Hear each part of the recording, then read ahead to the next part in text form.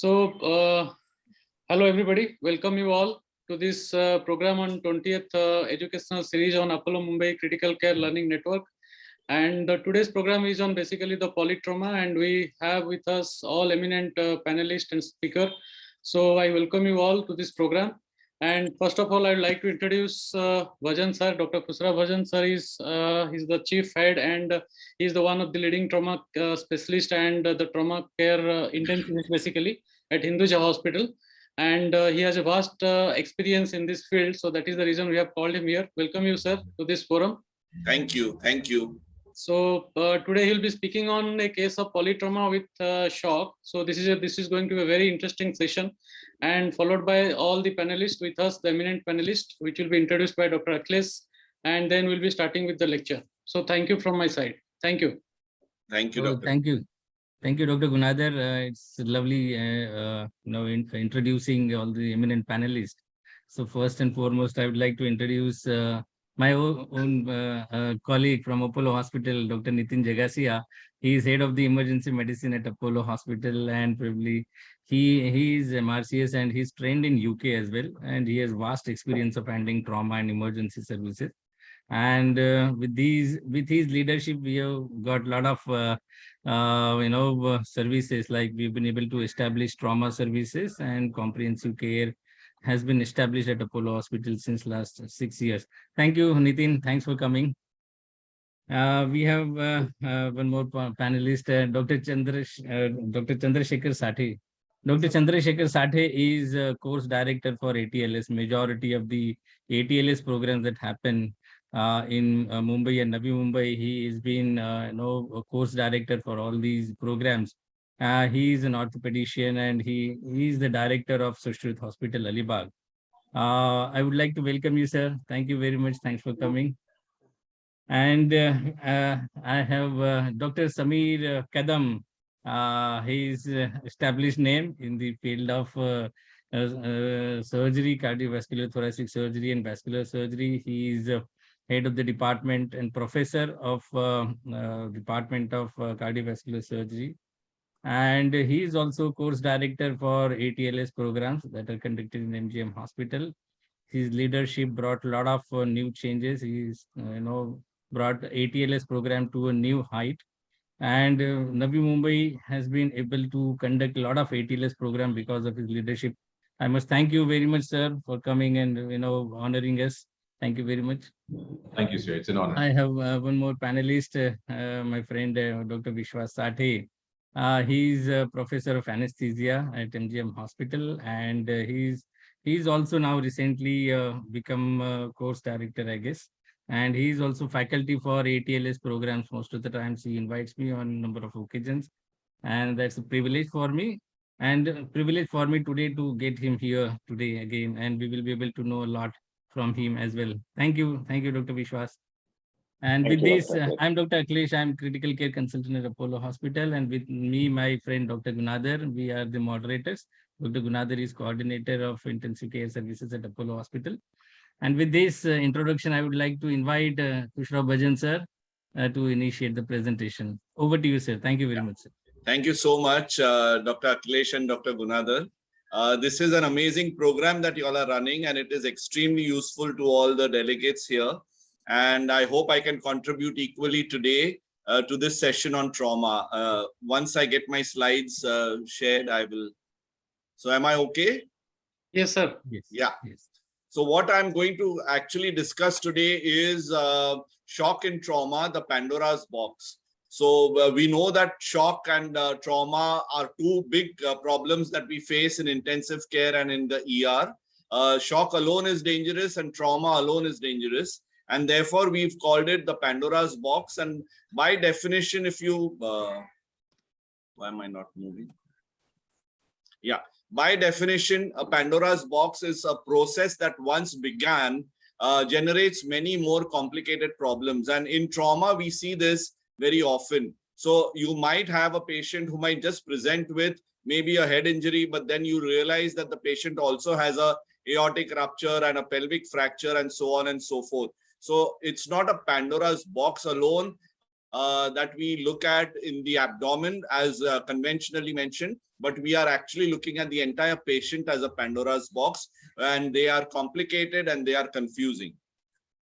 I like starting with a quote: an unacknowledged trauma is like a wound that never heals over and may start to bleed again at any time. So we need to know that once you have handled the bleeding or the trauma patient, a close vigilance is important, because the patient might turn around and become extremely critical very soon. So we need to keep a close vigil on this patient, and always search for and stop the hidden bleed which you might have missed in your primary survey.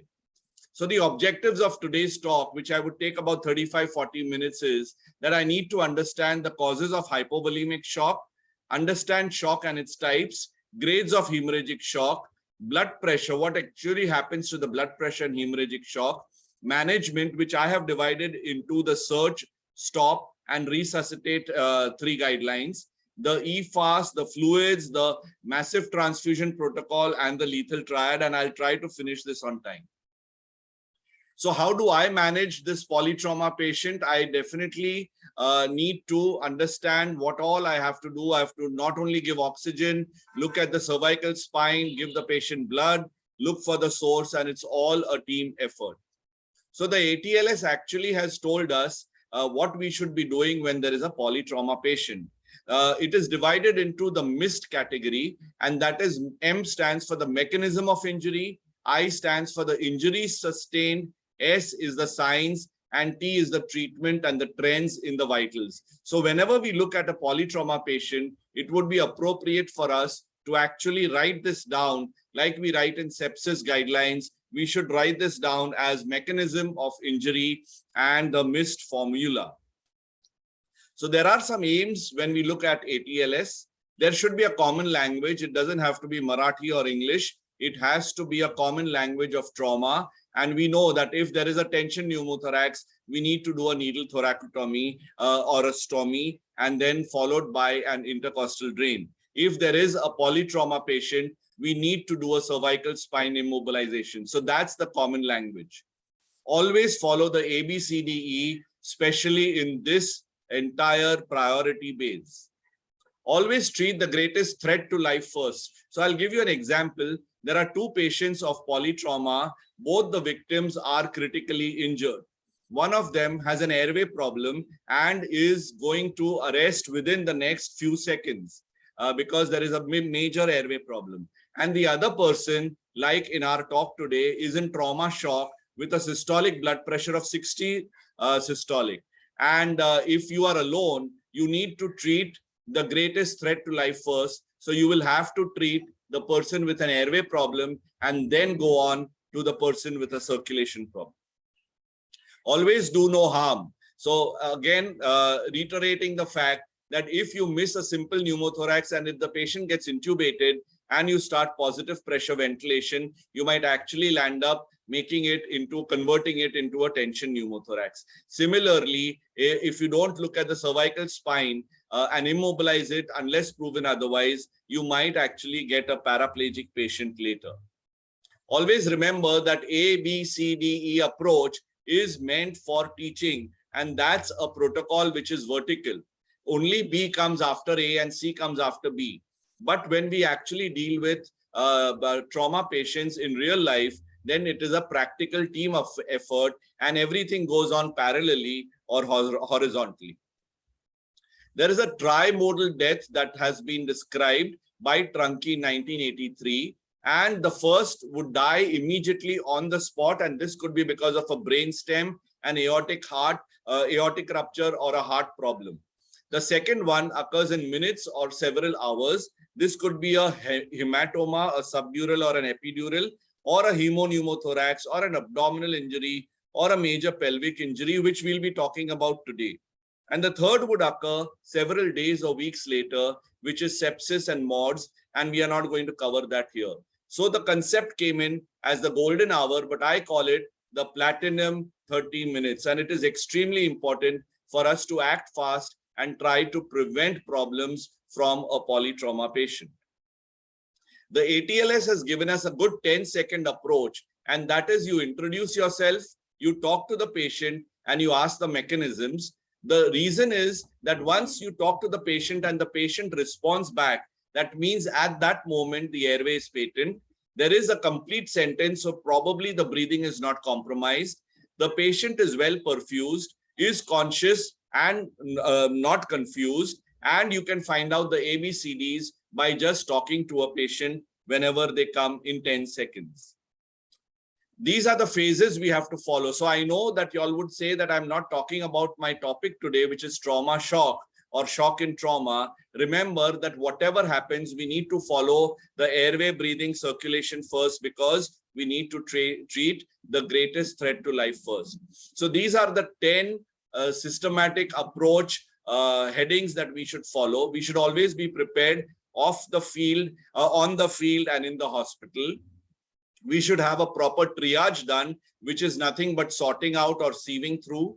We must do the primary survey, which is ABCs, and it goes hand in hand with resuscitation, adjuncts to the primary survey, transfer appropriately, a good secondary survey, which is a head-to-toe analysis, and then adjuncts to secondary survey, continued care and monitoring and re-evaluation, and then a definitive care. So this is the primary survey, which is so different from the CPR guidelines, where now ABC has become CAB. In trauma, as I mentioned earlier, it still remains A, B, C, and D. So whenever we talk of a trauma patient, whether it be shock, it's not only a shock patient in trauma, there are multiple other things that we need to look after. So airway is always with cervical spine immobilization, but the newer guidelines have used some nice English words, and they've called it spinal motion restriction. Means the same, done the same way. Breathing is along with oxygen and ventilation, and we need to pick up the big 5 in the primary survey, which I'll touch upon very quickly. C is always with hemorrhage control. You cannot say that I gave 40 units of blood, 40 units of plasma, and the patient still died. We probably have allowed him or her to go into a coagulopathy and a lethal triad, or we have not yet found the source and we have missed the boat. D stands for a disability, which is a neuro evaluation. Earlier it was an AVPU score, and now it's the modified Glasgow Coma Scale, which I will again touch upon. And E stands for exposure and environment control, which is nothing but preventing hypothermia and looking for missed injuries. So always A comes with spinal motion restriction, and C, which I will talk about at length, is going to come with always hemorrhagic control. Looking at the A, yes, the rapid sequence intubation is now called as the DAI, which is the drug-assisted intubation. And we all know the Lemon criteria for a difficult airway. I won't waste time on that. As you can see here, Lemons, of course, you have noticed, but the diagram here is so dangerous that you might even not find the mouth, and you might have to do a surgical airway immediately. Whenever we talk about trauma and airway, I mentioned spinal motion restriction should be done at all times, and we need to follow the Canadian guidelines and the Nexus criteria, which would help us in actually evaluating the spine in a polytrauma patient. And this is how a spinal motion restriction is followed by a person, and the other person then applies a semi-rigid collar. So as I mentioned, RSI is now DAI. And there is a slight difference in it where we would avoid paralyzing agents. Coming to the breathing, this is important because shock may have non-hemorrhagic causes as well. And you need to understand that you are looking at the big 5 here in the primary survey. That is a tension pneumothorax, a flail chest with pulmonary contusions, a massive hemothorax, and cardiac tamponade. And it is a must to follow the airway breathing and then move to circulation. Again, just a small word before I actually start on trauma shock independently. The needle decompression which we do should have a 14 gauge needle. It should be at least 3 to 4 inches. And what we used to do earlier is always the second intercostal space. But now they have said that it is in the 5th intercostal space in the mid-axillary line where we put the ICD. I personally don't believe in this, but who am I? The guidelines did show in a few places that it's easier to put it here in adults. And therefore in adults, now it's the 5th intercostal space, mid-axillary line, but in pediatrics, it still remains to be in the second. So this is just a trauma update, which you all should all as students know. Now comes the circulation part, and that is the trauma shock management. We need to define shock, and shock is got multiple definitions, but basically it's an inadequate oxygen delivery to meet the metabolic demands and resulting in hypoperfusion and lactate release. But see the third line here.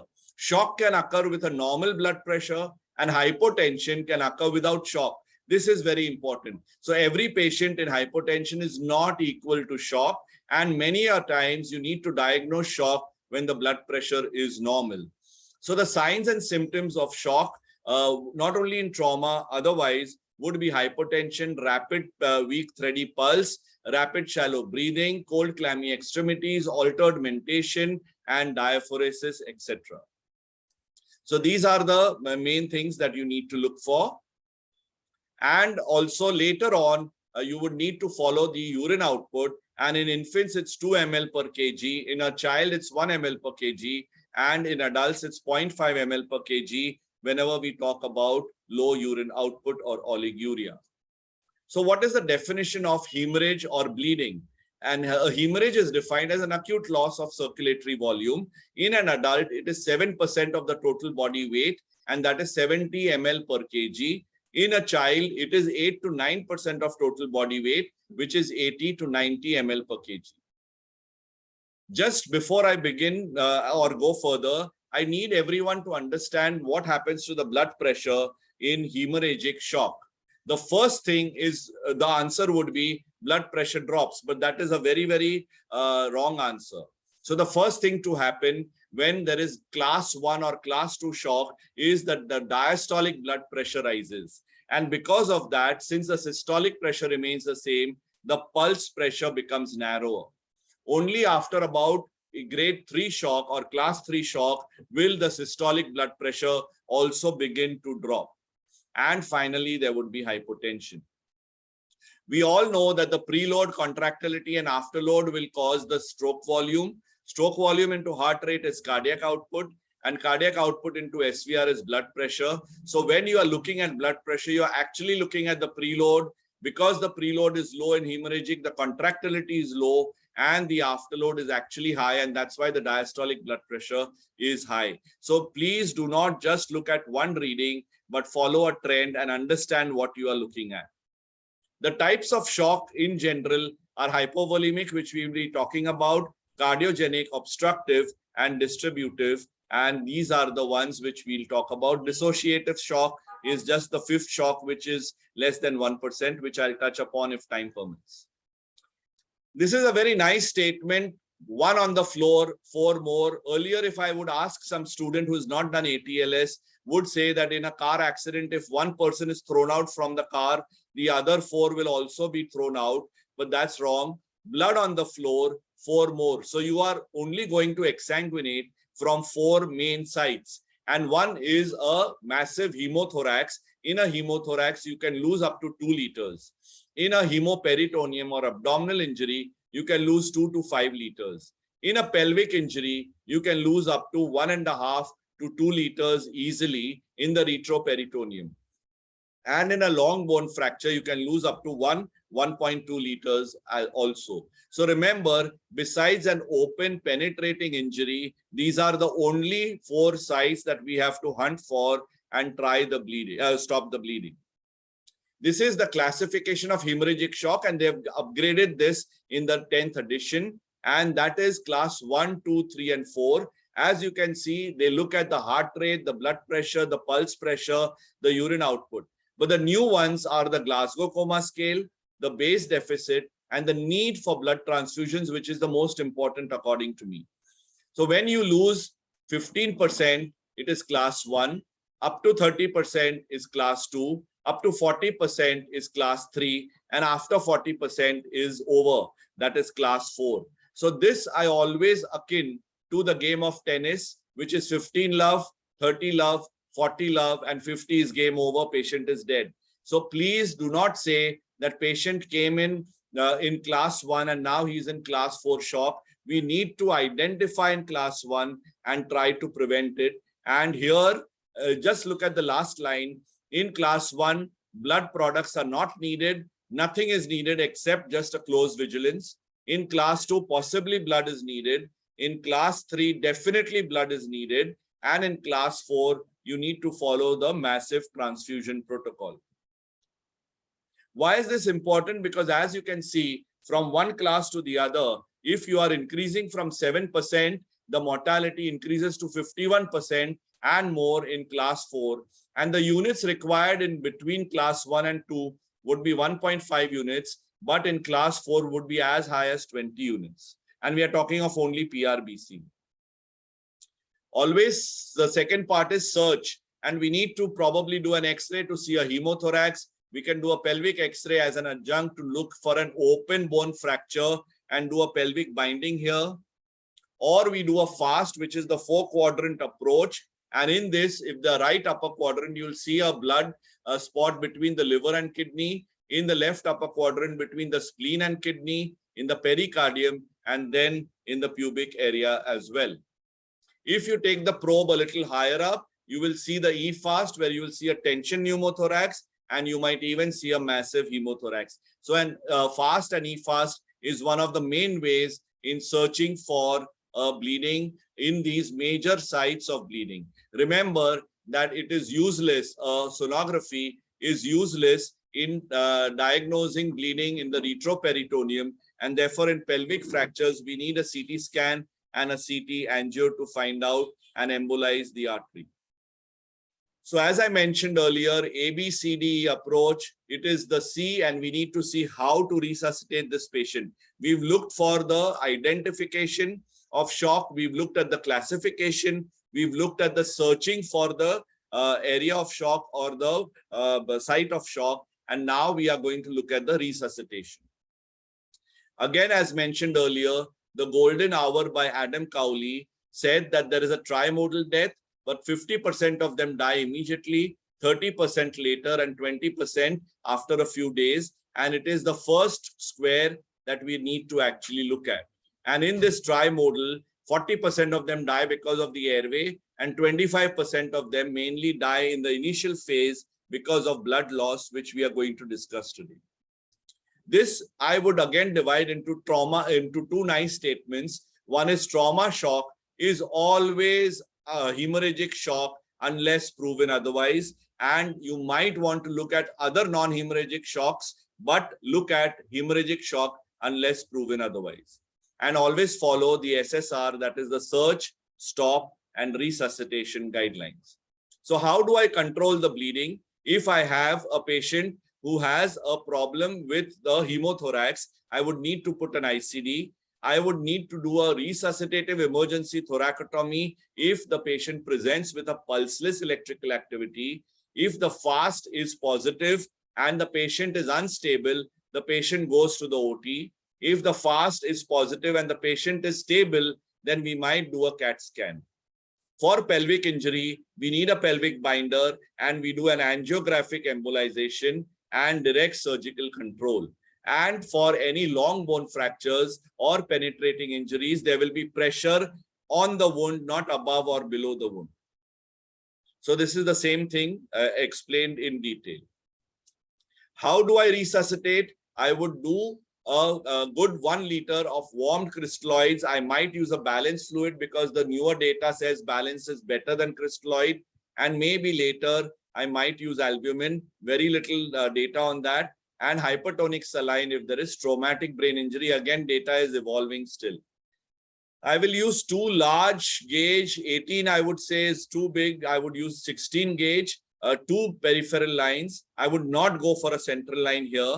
And early resuscitation with blood would be my dictum because too much fluids would cause more problems like in terms of dilutional coagulopathy, etc. So earlier ATLS guidelines said 2 liters, but now it has been brought into 1 liter instead of 2 liters and telling us that less is more. Whenever we talk of the MTP protocol, which I'll touch in a bit, is the 1:1:1 ratio, that is 1 PRBC to 1 FFP to 1 platelets.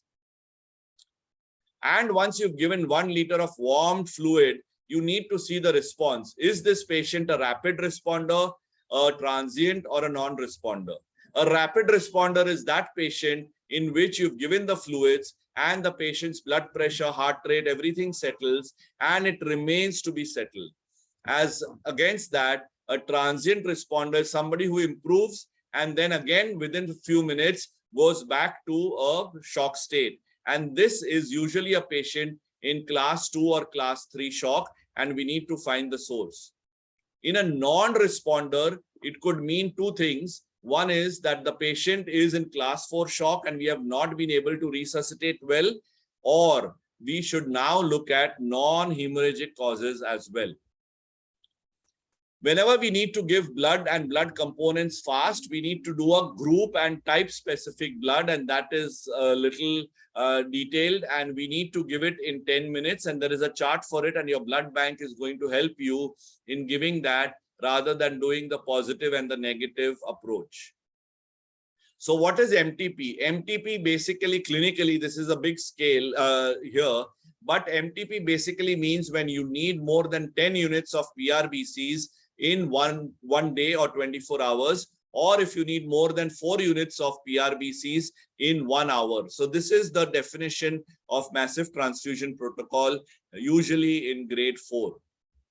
And this MTP is not only done alone, but it is usually done with damage control resuscitation. And there is a diagram for this as well. And damage control resuscitation again is divided into 3 main categories. That is a term called as permissive hypotension, very similar to portal hypertension with cirrhosis, where we never gave too much fluids, but we stopped and banded the varices to try and prevent the bleed. Next is hemostatic resuscitation, and the third is damage control surgery.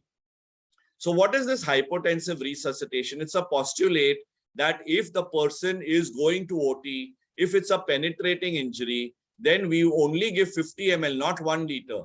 We give 50 ml of fluids and just keep checking the radial pulse and the mentation. If that gets better, then that means the patient's blood pressure is at least 80 systolic, which is good enough till the person goes to the OR.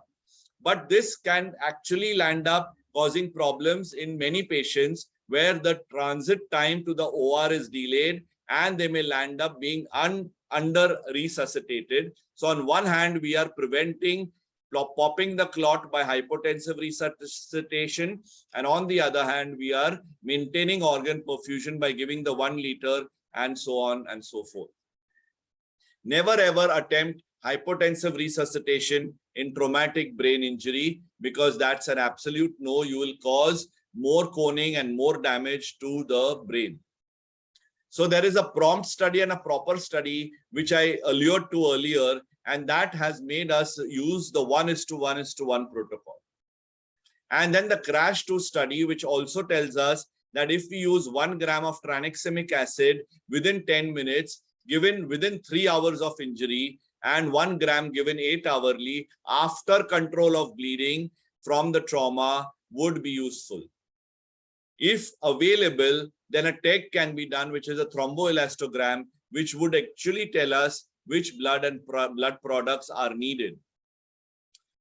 This brings me to the lethal triad, and the lethal triad is nothing but hypothermia, acidosis, and coagulopathy. And believe me, if we are slow in our treatment and resuscitation, all 3 will set in. Hypothermia can be best prevented in the E part, where we should warm the patient up and give warm fluids. In the coagulopathy, if we give too much fluids, we'll cause dilutional coagulopathy. And because the bleeding is allowed to happen for a longer time, there is going to be a consumptive coagulopathy as well. And acidosis would happen if the patient moves from class 1 to class 4 shock. And that is another term that we should all know, called as the ACOT, which is acute coagulopathy of trauma. And I just mentioned what all comes into this. Now, the interesting part is the non-hemorrhagic types of shock in trauma. And I would just touch upon these 4 very quickly. One is a tension pneumothorax. Second is a cardiac tamponade. Third is a neurogenic shock. And fourth would be septic shock, but it doesn't manifest very early. It is usually after a few days. So the obstructive shocks are these. And as you can see in the tamponade, you need the Beck's triad, in which there is low blood pressure, distended jugular veins, and muffled heart sounds. And you need to do a pericardiocentesis and sometimes even a thoracotomy in the ER or in the ICU, calling the trained surgeon down. Tension pneumothorax, remember that it is causing a major trauma. What is wrong in this slide? I know I can't interact on Zoom, but this is wrong. Never ever diagnose tension pneumothorax on an X-ray. It's a post-mortem diagnosis on X-ray. Clinically, you need to look for distended neck veins, a pushed trachea, pushed diaphragm, obviously you can't see here, a low blood pressure, absent breath sounds, and a hyperresonant node. And we need to differentiate this from a hemothorax by knowing that only the dull node will be present in hemo, and the neck veins won't be so dilated, and the trachea won't be so shifted. And that is what helps us in diagnosing these shocks. So this is tension pneumothorax, and we all know that we need to tackle this at the earliest with a needle thoracotomy. And we are, by using a needle thoracostomy, we are actually converting a tension into a simple pneumothorax and buying time to put an intercostal drain. There could be a blunt aortic injury, and remember that this will be a contained blunt aortic injury. And in that, medically, we'll need to always keep the heart rate less than 70 to 80 and the mean pressure not more than 60 to 70. So keep it low and then do a CT scan and try to find out what the cause is and treat it. So what are the indications for an emergency thoracotomy? Massive bleeding, more than a liter or two in just 1 hour or half an hour. And if the patient is basically needing it, then it should be done immediately and not wait for the OR.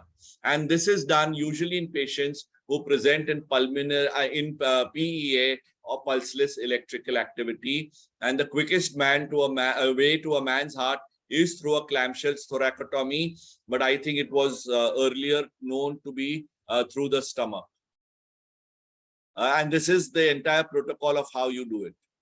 Neurogenic shock. Now, this is a common question again asked. What is neurogenic shock and what is spinal shock? So remember, spinal shock is not a hemodynamic shock. It is only a paralysis which might persist for a few days and then recover.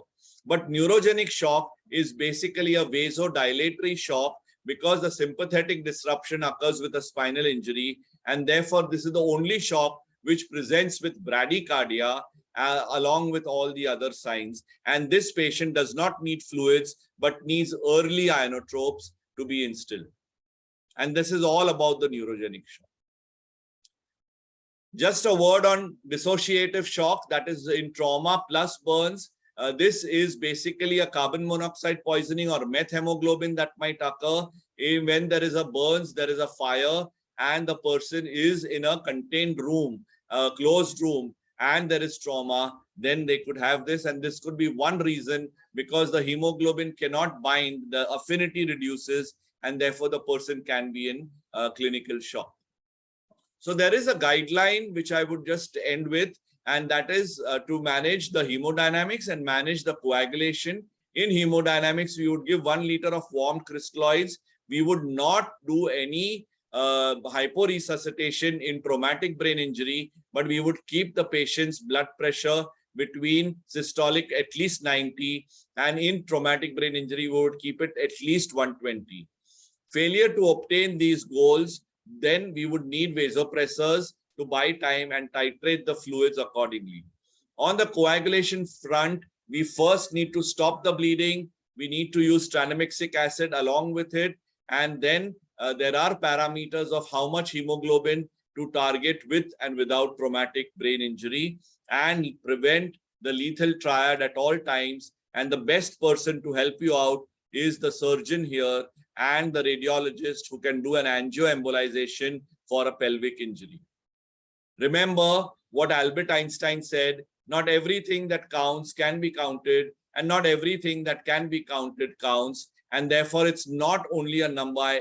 I might take even 1 hour to explain the sentence in detail, but just a number of hemoglobin or anything else is not what we are looking at when we look at trauma. You might get a hemoglobin of 9 even when the person has lost 2 liters of blood because of hemoconcentration. So don't look at numbers, look at the patient. I would like to end here by some take to work messages. I don't think you need to take any message home because spouses and families don't like that. So take to work messages are: time is life. Trauma shock is always hemorrhagic unless proven otherwise. Circulation is always with hemorrhage control. Avoid hyper-resuscitation. 1 is better than 2. Avoid the lethal triad, that is hypothermia, acidosis, and coagulopathy. May consider the tranexamic acid 3:3 rule and the massive transfusion protocol, and damage control resuscitation should be instituted as early as required. Thank you all. Wow, thank you very much, sir. I mean, it was indeed a very, comprehensive deliberation from your side, and it was expected from you, like you will cover everything, and I think there would be no questions left actually. But I hope I've not overshot the time. I tried to do it fast. You're well within the time, sir. Unfortunately, we couldn't take many students actually. The numbers, were going above 100, but because of some technical issue, we were not able to take more students. But anyways, I mean, this was wonderful deliberation. We have a few questions, and Dr. Gunadhar would like to ask few questions, and we have a panel discussion. We can start now. Yes, sir. So very excellent presentation and very lucid presentation, sir. I really congratulate and appreciate your presentation, sir. So there are 1 or 2 questions basically came to my WhatsApp. So one is the students want to know about damage control resuscitation and damage control surgery. So if either Dr. Sathe or Dr. Samir can focus on damage control surgery, it will be a very good eye opener for everybody, sir. So Dr. Samir, can you just focus on damage control surgery? Means basically they want to know what is your perspective. Yeah. Good evening, everyone. When it comes to damage control surgery, as a surgeon, well, I'm going to basically focus on essentially abdominal surgery as one aspect because it's a huge topic. When it comes to damage control surgery, what we want to do is basically do minimal that is required to get the patient out of trouble. We already know, Dr. Kushro has already spoken about the triad of death, about hypothermia, coagulopathy, and acidosis. And the longer you keep a patient on table trying to fix every little problem, all of these things will magnify. So in damage control surgery, you have taken the patient on table, and you're not going to probably fix every little hole, every little thing. The major bleeders and contamination that is going to kill the patient needs to be stopped immediately. That may be in terms of just packing or just tying off the bowel and maybe not doing another anastomosis or something of that sort, and then actually getting the patient out and into the ICU where he has time to recover. The patient can probably come back 24 or maybe 36 hours later for a relook operation when he's a little bit better to fix all the rest of the other problems. So that is the main thing about damage control surgery, fixing the major things which will kill the patient immediately. May I just add? Yes, sir. Yeah, so extremely well said, Dr. Samir. So it is basically fixing a thing to stop the bleeding to save a life. And please don't do plastic surgeries and other things to, try and do a better job or get some more money. So it is a trauma surgeon who will decide this. And it is only a damage control which came in from the sinking ship episode where damage control actually came in. I'm not a surgeon, so correct me if I'm wrong. And it is very, very imperative that the person, so I will give you an example of a politician who was shot by his own brother, and he was brought to us and he had multiple liver injuries. So we had used 40 to 60 units of blood in that patient in about 4 days. But unfortunately, what we did is we did a full liver. The liver was lacerated beyond repair. So we just did packings and kept the abdomen open. And almost every 12 hours or 24 hours, we would open it at the bedside and do another set of packing. And that's what is damage control. Thank you. Absolutely. Yeah, may I take this may I take this forward? Yes, please. Yes, please. As an extension to general surgical perspective, the damage control orthopedics is again, as Bhajan sir said, it's to decrease the bleeding part. So if you fix the fractures, it obviously reduces the amount of bleeding. But we don't do extensive surgeries as a part of damage control orthopedics. Instead, we try to fix them with minimal invasive things like external fixators. So instead of nailing femur or tibia, we would put external fixators in femur or tibia, or we may put unreamed nails, which take a very short time. So quick in, quick out, something like 20 minutes to fix the bleeding side and take the patient to the ICU so that he can be further resuscitated. So it's a part of resuscitation to decrease the amount of bleeding, ongoing bleeding, which can occur because of the mobility at the fracture site. At the same time, we don't do any extensive things. We don't do, as both of them have said. So we avoid doing the extensive things. We go in quickly, come out quickly, and continue the resuscitation ICU. And sir, there is another component to it, like you said, hemostatic resuscitation or hemostatic, something called as the control of bleeding part, I think medically also. So what is its, what is your take on this, sir? Yes, so Nitin wanted to make a comment before that, if you can just, just towards the end, what Chandrasekhar was saying, damage control surgery, damage control orthopedics, they are a critical component of damage control resuscitation. They are part of the same. So while the surgeon is doing his bit or her bit, the anesthetist is continuing the resuscitation and getting the parameters into order. Just like Dr. Bhajan said, using the TEG, using blood, like we said initially. So there are certain principles that ideally you should be spending around 60 minutes in the theater and then back to intensive care. Even during the 60 minutes, all you're doing is that. So even if there's a perforation, correct me if I'm wrong, Samir, but my understanding is if it's perforation and things like that, you just leave that alone. You just go in, pack the liver, pack the spleen. If the spleen is macerated, take it out. Otherwise, just pack and come out. Same with orthopedics, just put X-fix, put traction and come out. You're not trying to get, correct alignment or perfect alignment or anything like that. And parallelly, the resuscitation is going on. Patient comes back to intensive care and the parameters are further normalized. And then they go back in 24 to 48 hours for the definitive surgery. That would be the overall principles of damage control resuscitation, which includes damage control surgery. Quickly to answer the question. Sorry. Yes, Samir. Sorry. There's just one last thing that I would like to add to what Nitin just mentioned, that sometimes if there's multiple perforations, etc., and there's ongoing contamination, as Nitin said, we don't sit and fix all the perforations. However, what we sometimes do is just tie the bowel proximal to the perforations to prevent further contamination. We don't sit and make stomas or do resection anastomosis. Just tie off the bowel to prevent further contamination, stop all major bleeding, pack and get out. Absolutely. Yeah. So the second question, Guna, which you asked was, what is hemostatic resuscitation? Basically, it is a massive transfusion protocol in which you use the 1:1:1 ratio. This actually came up from the wars in Iran and Iraq. But this is where if you use too much blood and the patient is bleeding to that level, there will be definite coagulopathy. And therefore, you also give one FFP and one platelet along with it.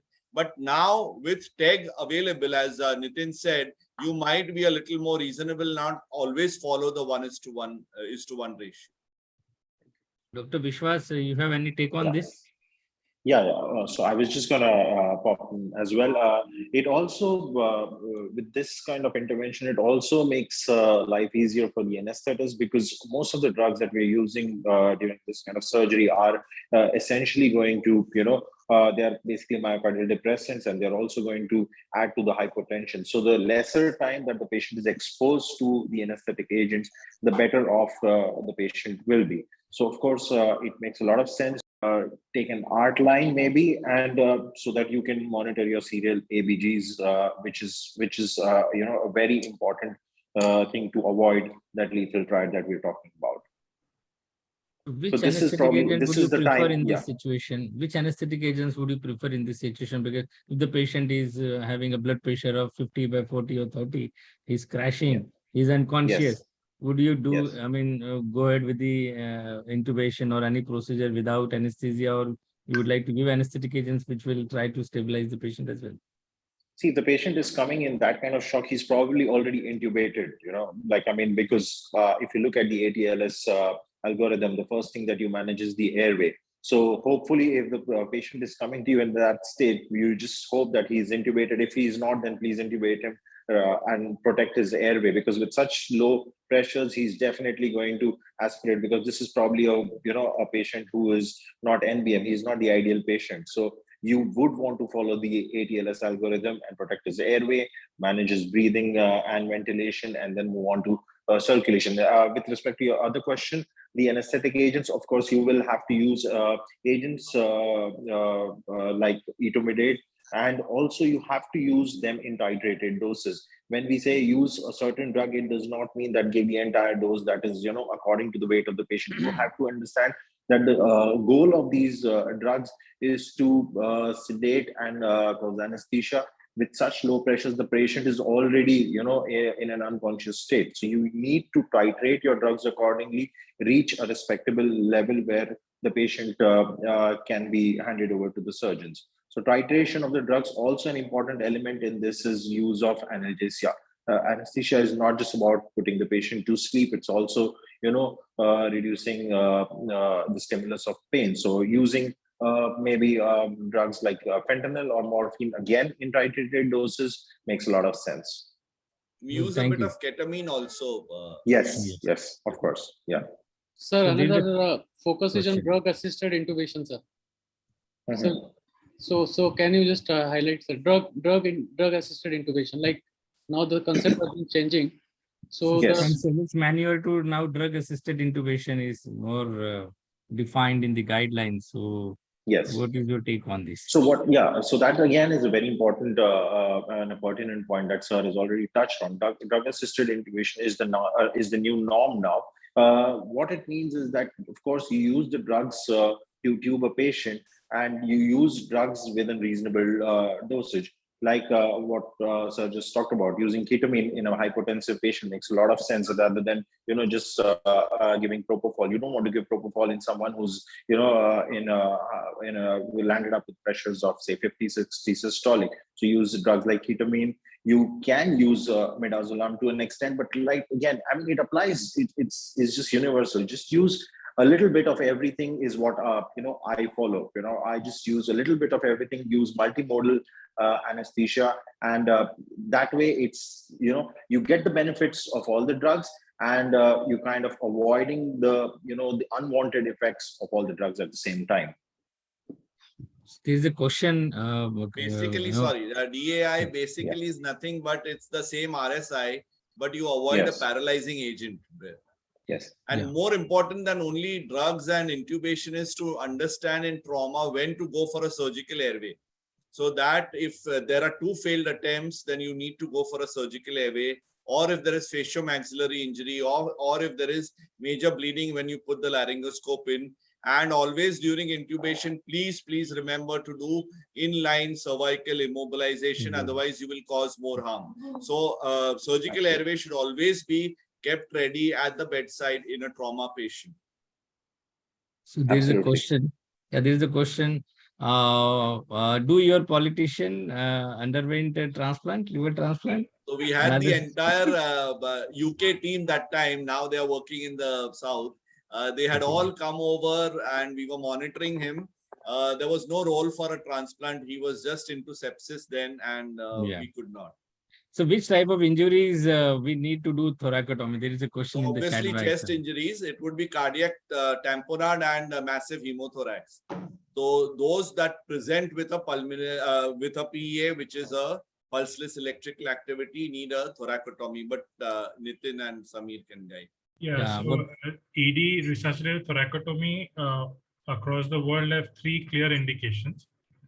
First one is penetrating chest trauma, and you lose the patient in front of you in 15 minutes. That is where you would do a thoracotomy. Second is blunt trauma. If the patient has signs of life in front of you and they've lost the pulse. And third is you've already diagnosed a tamponade by doing an EFAST, and then they, arrest in front of you. The important part about this is it's really nice to talk about it, but what is critically important is your hospital has to be set up for that. Best, you open it up and you find tamponade, but you still need the cardiac surgeon to fix him after that. So, you have to have, just like the massive transfusion protocol, these are things that have to be set based on your resources and your organization. You may have a cardiac surgeon, but he lives an hour away. Again, that's not good enough. So when you set up these things, these are the indications, but you need to apply that to your local system and be prepared in that way. And just like we know with other things, it is absolutely critical to have mock drills. So having some sort of a trauma training across the organization, because it's very lovely right now because all of us are on the same page. We all love trauma. We are all up to date and we are all saying the same thing, but that doesn't work in your hospital. So you need to have trauma training across the hospital where you've discussed these things so that in the middle of the night, you get this case and it meets all the criteria. You still need everyone to buy in, and actually that's when you'd get the good result, or at least you'll give the patient the best chance. Absolutely. Absolutely. May I just add to that, please? Yes. I'm assuming that what Nitin had described, and the question was an ER emergency thoracotomy. This is slightly different from an indication for going for a thoracotomy after putting in a chest tube and getting 1.5 liters of blood out. That is something that you can take to theater and probably do a thoracotomy. So what I just want the postgraduate students to understand in that situation, the first situation Nitin has described very beautifully, the 3 indications for doing an ER thoracotomy. But the other one in which 2 liters of blood comes out on insertion, what you need to realize is that these kind of bleeds are not just your normal bleeds. Like most of your hemothoraces that you see, which bleed about 200, 300 mils, these are generally just lung lacerations or intercostal vessel lacerations. But when you get a massive amount of blood coming out to more than 2 liters on one go, then you generally have either a major vessel injury like a pulmonary vessel injury or an aortic injury or even a heart injury. And these will not stop unless you take the patient to theater and actually operate on, do a thoracotomy and stop the bleeding. Smaller things like lung lacerations, intercostal vessels, these will stop spontaneously without much do, just with an ICD to help them out. Yes. So in continuity with this, I just want Dr. Nitin to highlight how to activate the massive transfusion protocol. I think he has a lot of times gave us the code, and he's the best person to describe it because it is very important, the activation and the termination. Yeah, and I would like to request Bhajan sir to discuss about disaster drills. We must have done a lot of disaster drills in Hinduja and probably in Sion Hospital. So after this, please highlight how do we prepare for conducting disaster drills and all that. Yeah. So massive transfusion protocol, as the name suggests, is where you give a lot of blood very quickly. And importantly, the word in this is protocol and not a guideline. When we say protocol, it means that if certain indications are met, certain things happen in a time, critical manner. So when we have a patient bleeding in front of us, whether it's trauma, upper GI bleed, ectopic pregnancy, and so on, we activate this protocol, and that is pre-agreed. So before, like I was mentioning, across the organization, the emergency, the intensive care, the surgeons, the blood bank are all on board, and they create a protocol that, okay, in our organization, these are the blood products. This is how the protocol would work. A typical protocol will have a pack 1 and a pack 2, and then monitoring alongside it. Pack 1 basically means is you don't waste time when you need it. So you just pick up the phone, call the blood bank and say, massive transfusion protocol activated, send me pack 1. That's it. Everything has been done before. It's been decided whether pack 1 contains 4 RBCs, 4 platelets, 4 FFP, or it is 4 RBCs, 2 platelets, 2 FFP, whatever that is. That has been agreed before. All you're telling the blood bank technician, pack 1 massive transfusion protocol, that pack comes down. Again, you need to give it as warm as you can. So we have level 1 transfusers The Belmont machine is used in our hospital for liver transplant. It's not used for these cases, but there are level 1 transfusers available, so you give it warm. But basically, you ask for pack 1. And what Dr. Bhajan repeatedly said, which is critical, is you have to close the tap, which means you start pack 1, you've identified the source, 1 on the floor, 4 more, and based on that, the surgeon is taking them to theater. Now, which surgeon depends on which cavity. It's called cavity triage, in other words. But if you're not sure, they're going to OT by a trauma surgeon and they're going to do a laparotomy and just pack everywhere. And then typically there would be a pack 2, which also can be pre-decided about what the components are. But like we said earlier, it is based on the tag these days. So based on the tag, you would ask for different components in pack 2. While you're transfusing and you're resuscitating this patient, you will be monitoring the acidosis, you'll be monitoring the lactate, the hemoglobin, the TEG, the calcium, and the potassium. So these are the components. So that entire thing is a massive transfusion protocol. Like I said, initially you just activate it and you get pack 1. Pack 1 will have its set components. And by the time you're transfusing that, you made the diagnosis about the most likely source of the bleed, and you're moving that patient to the operation theater.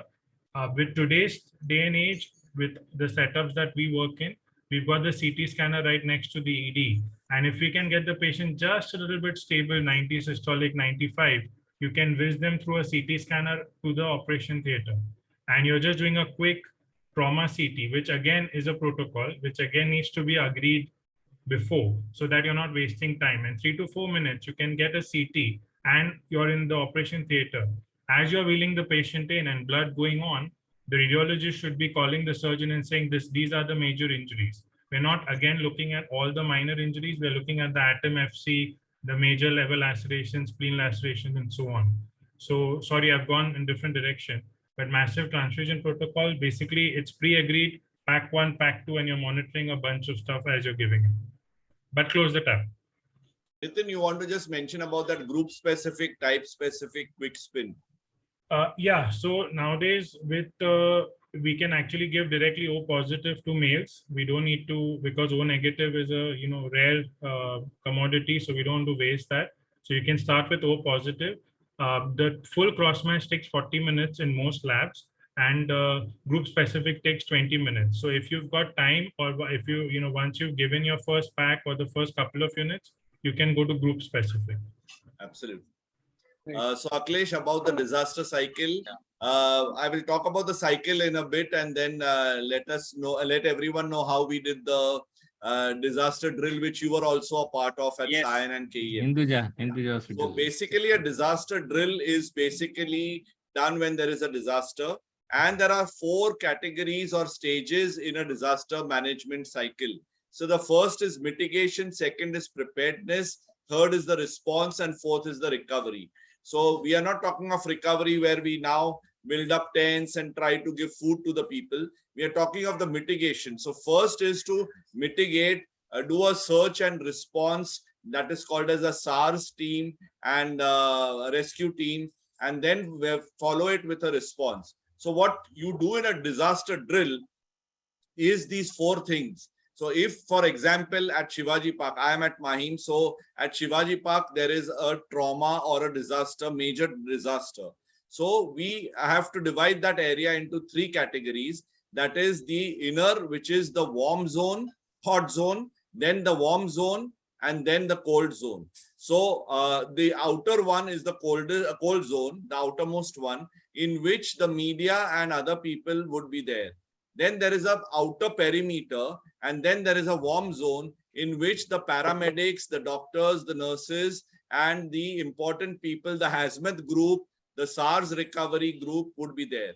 Then there is an internal perimeter, and following which there is the hot zone where the victims are, in which again the SARS and the paramedics would enter only with the proper universal precautions and the hazmat group suits. So this is what happens on the field. At every moment in a disaster triage, management should be a triage, and we need to understand which patient needs to be transported first, which patient on the field needs to be attended to first. Because here your principle of ABCDE or greatest threat to life will change and you are now going to do most for most. So your entire principle in a disaster is doing most for most. To give an example, if somebody is in polytrauma and has a CPR or a PA or needs an emergency thoracotomy, let him die. But there are many others, one with a tension pneumothorax, you just put a needle. Somebody whose blood pressure is low and there is bleeding on the femur, just ask somebody or a relative to just press on that and give IV fluids of 1 liter warm and go to the next. So when it is a resource limited disaster situation, you change your principles and do most for most.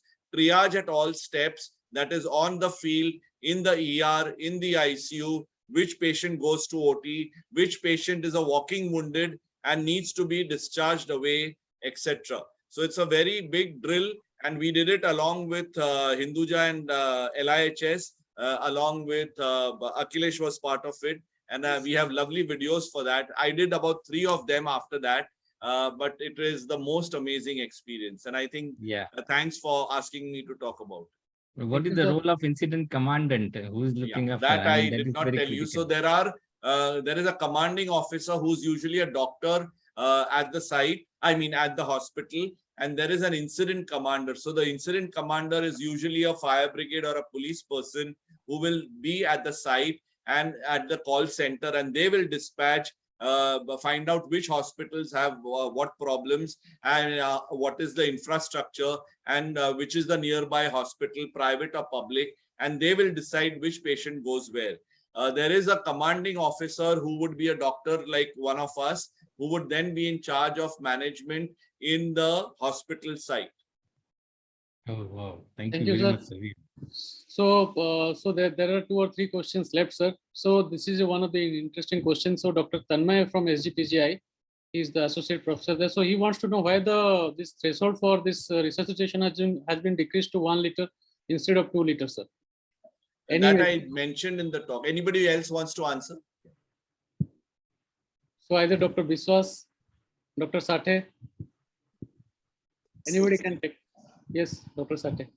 It's basically because they have found that the problem of dilutional coagulopathy and problem of over fluid resuscitation causes more deaths compared to if you take the decision to transfuse blood early. That's the rationale. You are replacing blood for blood. Yeah. So if you're losing blood, you better start, at least think of transfusing early. Okay, that's the reason why the earlier ATLS, they used to say 2 liters before you think of blood, but now it's 1 liter, or I would say not even 1 liter.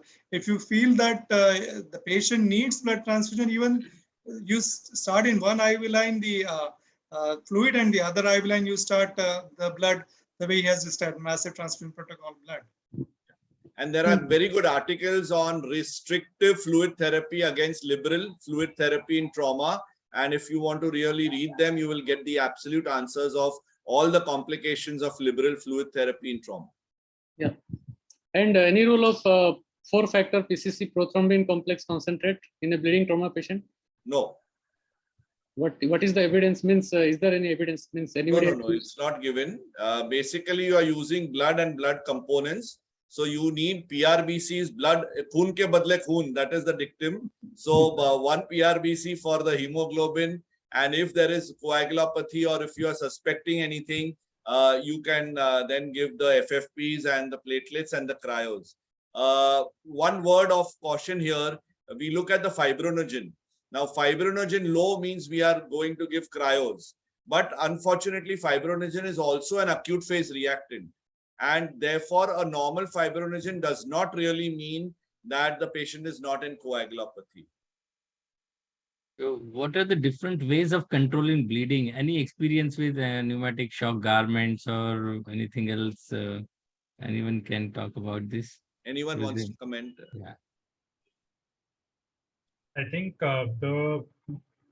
again, from the wars in Iraq and Iran, the catastrophic tourniquets, that is one thing that has shown some evidence on limbs. So upper limb 1 tourniquet, lower limb 2 tourniquets.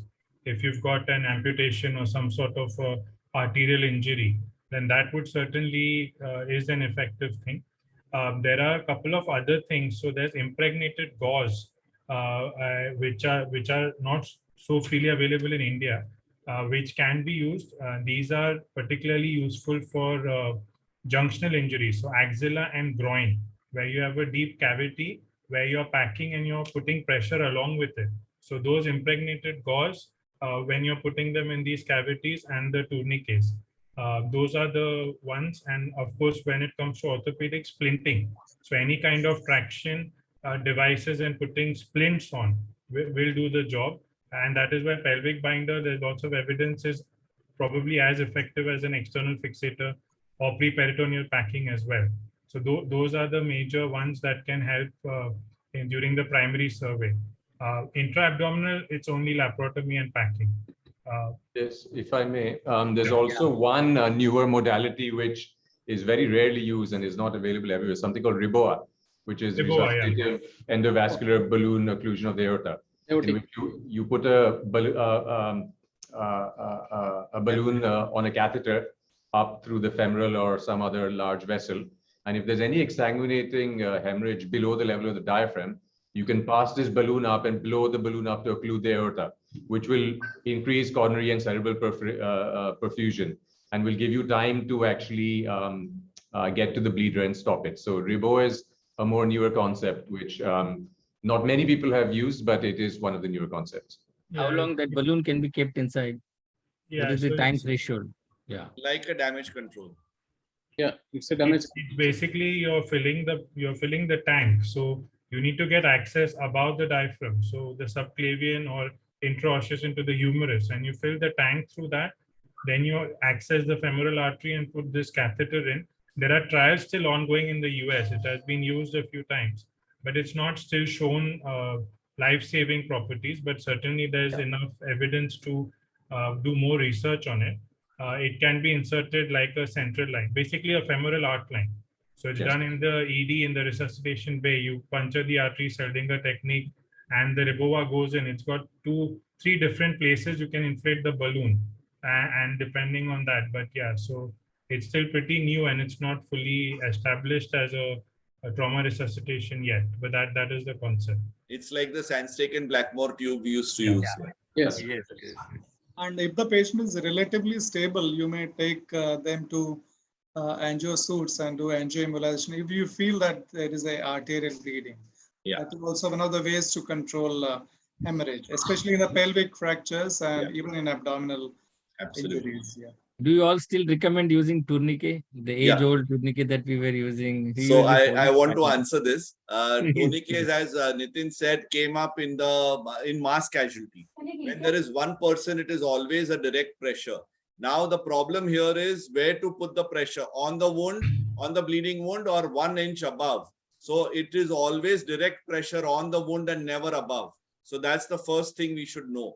The reason is no tourniquets, no tearing your sari, etc. and trying to use that. That's only filmy. But a direct pressure with a gauze is important. Why in mass casualties in the army, they used to use it in war? Because they would put direct pressure and there would be multiple injuries. So then they would tie a tourniquet, not above, but on the wound, and then transport them for better care. But when there is a trauma, even in a disaster situation in the hospital, and it's not a massive casualty event, then you might just do a pressure dressing and not a tourniquet. A word about the tourniquet is that the pressure should be higher than the arterial pressure. Now, what we are doing is we tie it tight without monitoring the pressure. So we are tying and we are controlling the venous bleed. I mean, we are compressing the venous circulation, but we are not compressing the arterial. So we are causing more damage, more ischemia, and further worsening of that area. Absolutely. So in a mass casualty, the tourniquet can be a last option. Probably if you're expecting that the limb is going to be amputated and you don't have time to resuscitate the patient, just leave tourniquet, I mean, keep the tourniquet in and leave it. Is it something like that? Yeah, Dr. Sathe wants. Yeah, if so tourniquet it's a wonderful equipment to halt torrential hemorrhage. Either, I mean, something which you cannot take care by routine means like direct pressure or hemostatic packing. it's wiser to apply a tourniquet in this situation. Second situation in which I would use a tourniquet is if you have an airway problem and a torrential bleeding, then you won't waste time in packing or anything. Just apply a tourniquet and take care of the airway. So it also buys a time. The third thing which Akhilesh has just mentioned, when you apply a tourniquet before transportation, you are not able to control the bleeding. Probably you have taken the decision of life over limb. Then the tourniquet time is not important. So it's the life which you want to save and for which you are applying the tourniquet. Tourniquet is a boon for extremity bleeding beyond axilla or beyond groin. You can always control that bleeding if you apply enough pressure. Be it a windlass tourniquet, be it a pneumatic tourniquet, whatever you apply, but you need to apply it, as Kushal sir said, beyond above the arterial pressure. If you are using pneumatic, or just keep on tightening the windlass till the arterial bleeding stops, or till you are not able to palpate the peripheral pulses. Okay, so arterial bleeding, for all extremity bleeding beyond, a reasonable limit beyond groin and axilla, tourniquet is a boon to save life. Yeah. So, sir, if the time permits, one last question from my side, sir. Gone are the days where we used to do this diagnostic peritoneal lavage for most of the trauma patient to decide whether they did exploration or not. So what is right now the current trend is, sir, still we are practicing that? If Dr. Sathe can, I think, highlight on that. Now. I'm an orthopedic surgeon. I hardly do diagnostic peritoneal lavage. I think Dr. Samir or somebody can. Dr. Vishwas. And Deshika, you can't escape that. You actually need ECGs as well. I would pass on that to Dr. Samir. Yes. Dr. Samir. Musical chairs, huh? Yeah. I think Dr. Samir, you're not audible. realistically, the only time you'll actually do a DPL nowadays is when you don't have the facility for a fast scan available. That is probably the most common indication right now where someone will consider doing a DPL. I'll be very honest, I've never done a DPL. I've always done a fast scan. And that is, I think most modern hospitals nowadays will have access to a fast scan in their ERs.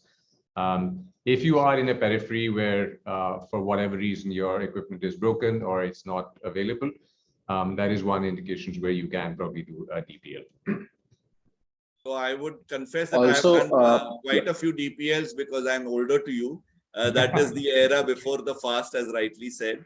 And Yes. unfortunately, it's never practiced, but unfortunately, the ATLS manual still mentions it and Yes. expects students to know about it. So Absolutely. So, Yeah. so it was mentioned in 2010 ATLS guidelines, but Yeah. there onwards, 2016 onwards, it has been removed actually. remove, yes, And they have focused more on the e-fast, doing e-fast. absolutely.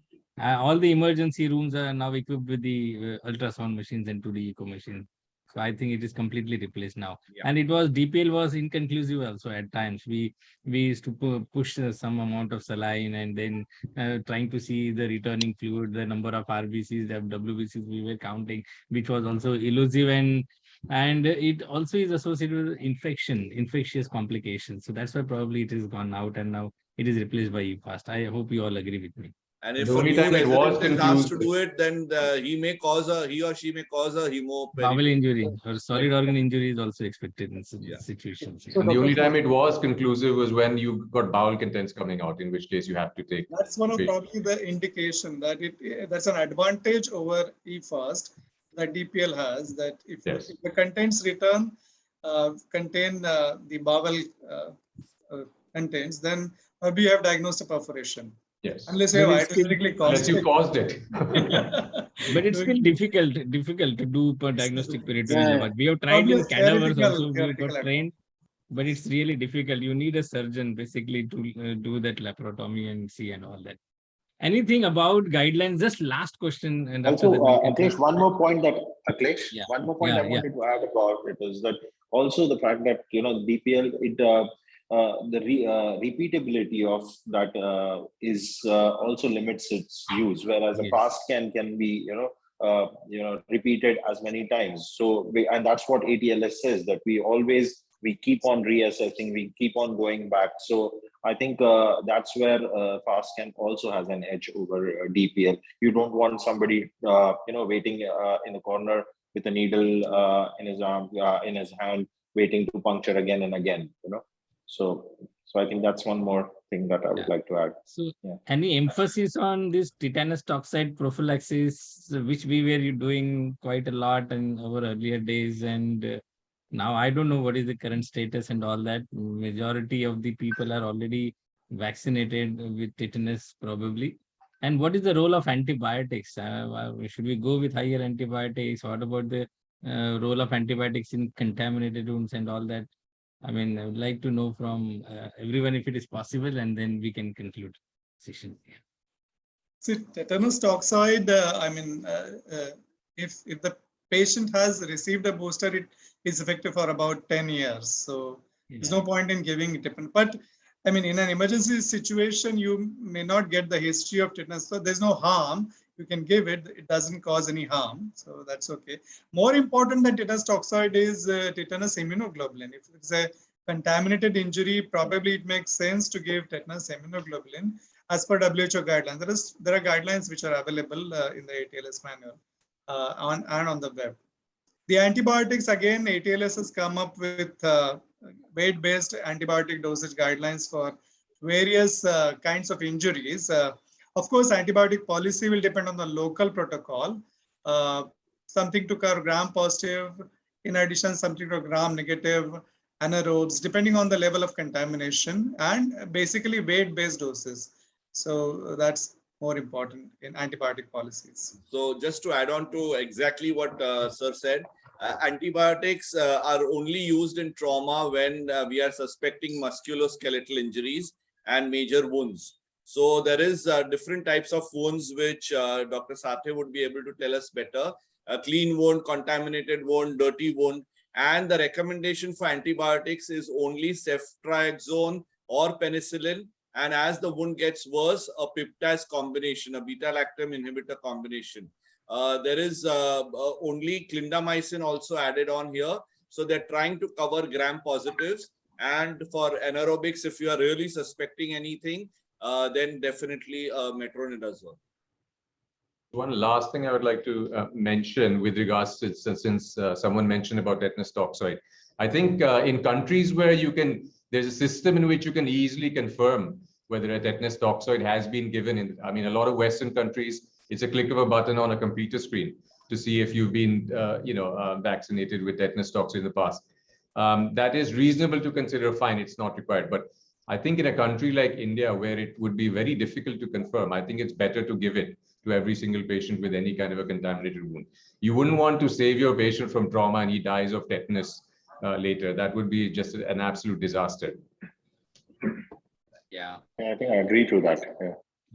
Really, thank you very much for this lovely session. Any take-home message from each one of you, which is, I mean, it's useful to the students. It's a wonderful session. I really appreciate, and I thanks all the panelists from my side and from both of us and from our hospital also, and all of our DNB students. Actually, they learned a lot, and we anticipate more and more such session in the future, sir.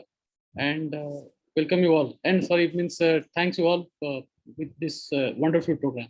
Any last words or word of, wisdom that you would like to deliver from, each one of you, just seconds, if you can spare, sir. All of you, sir. Right from Krishrao, sir, first. Yeah, Dr. I'll go last. Okay. I'd like to start. Actually, my words with dealing with trauma and trauma shock, essentially, it's the best results come with teamwork when you have good manpower, trained manpower. And it's quick recognition and training of what to do that saves patients. And a single system of thought like the ATLS, for example, saves lives. That's my take-home message. I would like to say that in trauma shock, don't get carried away by the fact that you have found out one cause of shock. There can be multiple causes of shock that the patient is currently having. So in case the patient has spinal injury and you have found hypertension, don't go by that she has neurogenic shock. The cause of his hypertension is only neurogenic shock. He can still have something in the abdomen, something in the thorax. So try to find out all the causes, rule out all the causes of shock. So Dr. Nitin or Dr. Vishwas? Yeah, my message would be what Dr. Vaja said at the beginning, be prepared. I think that is the most important thing. Trauma is going to catch you unprepared. So the best thing is to be prepared, and the best way to be prepared is to train. And I think ATLS is the way forward. It gives us a common language, and it is taught in more than 85 countries across the world. So that's what the aim should be. Everyone should be taught on the same platform, with the same principles, so that wherever you're dealing with trauma, everyone is talking the same language and everyone is targeting the same goal, to save a life. That's my message. Oh, fantastic. Yeah. Sir, Khusrao sir. Kushal sir? Nitin is not there, I think. Yeah. Yeah, So I think the wonderful take-home messages or take-to-work messages from all the panelists. I would just add one or two very quick points. Mechanism of injury is important. So when there is for example, a fall from a height, and the person is falling on his feet, and there is bilateral calcaneal fractures, if you don't suspect a spinal injury, you have lost the boat. So the person would have 30% chances of a spinal injury if there are bilateral calcaneal injuries or fractures.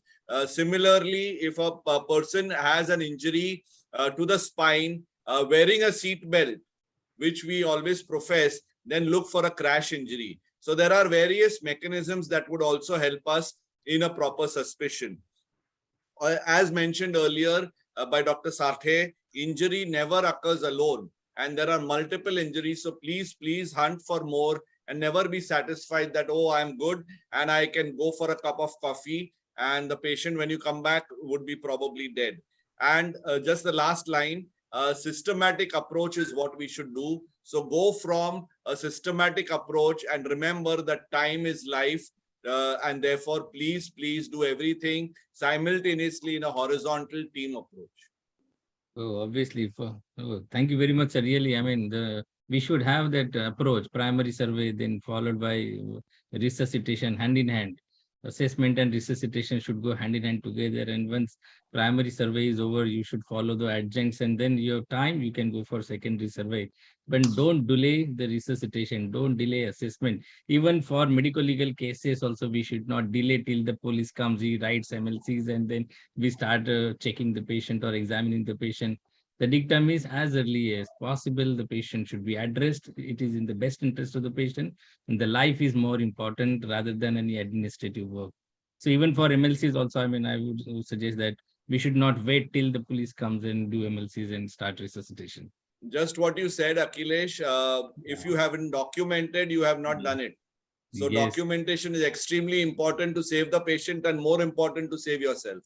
So if you've not written it, you've not done it. So simple logic, and you must document at all times, which you were trying to mention to everybody. Absolutely, sure. sir. So thanks again to all of you for this wonderful evening, sir. Thank you, sir.